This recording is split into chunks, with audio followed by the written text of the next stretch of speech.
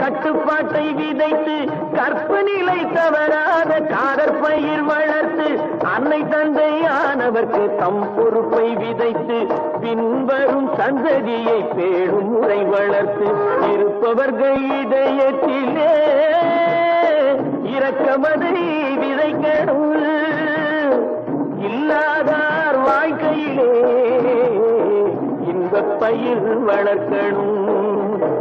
நல்ல நல்ல நிலம் பார்த்து நாமும் விதை விதைக்கணும் நாட்டு மக்கள் மனங்களிலே நாணயத்தை வளர்க்கணும்